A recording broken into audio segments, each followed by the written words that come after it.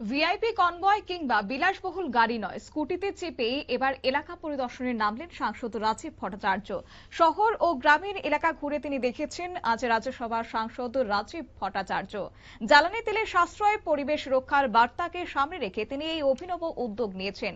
কেন্দ্রের প্রধানমন্ত্রী নরেন্দ্র মোদীর জ্বালানি সাশ্রয়ের আহ্বানকে সমর্থন জানিয়ে তিনি সাধারণ মানুষকে সচেতন করতেই স্কুটি ব্যবহার করে বিভিন্ন এলাকা পরিদর্শনে নেমেছেন।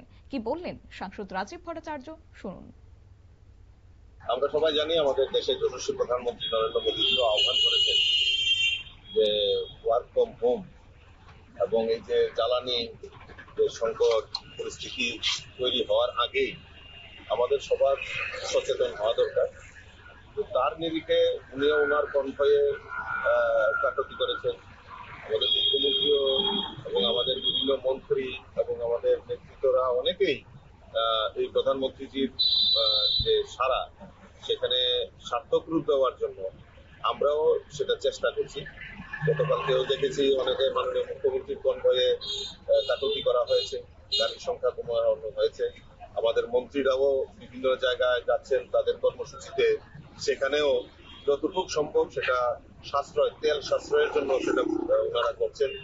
তো আমরাও আমাদের ভারতীয় জনতা পার্টির কার্যকর্তা হিসাবে সমস্ত কার্যকর্তাকে আহ্বান করব যে আমাদেরও চেষ্টা করে চালিয়ে যেতে এবং সাধারণ নাগরিকদের কাছেও আপিল করব যে আপনারাও এই অযথা তেল মানে যে ব্যবহার সেটাকে হ্রাস করে সেখানে সঞ্চয়ের মাধ্যমে মানে সবাই যদি প্রতীকী আমরা কিছু যদি আমরা করতে পারি, বাঁচাতে পারি, তাহলে দেশের যেটা আমরা সংকটের কথা বলছি সেটা অনেকটাই মোচন হবে।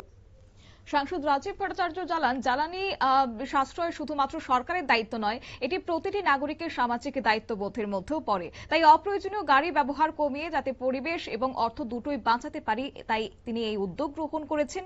বিশেষ করে তিনি জানিয়েছেন, রাজ্যবাসীর প্রতি আহ্বান রেখেছেন যে প্রধানমন্ত্রী নরেন্দ্র মোদী জ্বালানি সাশ্রয় সংক্রান্ত বার্তাকে অনুসরণ করে দৈনন্দিন জীবনে কম জ্বালানি ব্যবহার এবং বিকল্প পরিবহন ব্যবস্থাকে গ্রহণ করার জন্য।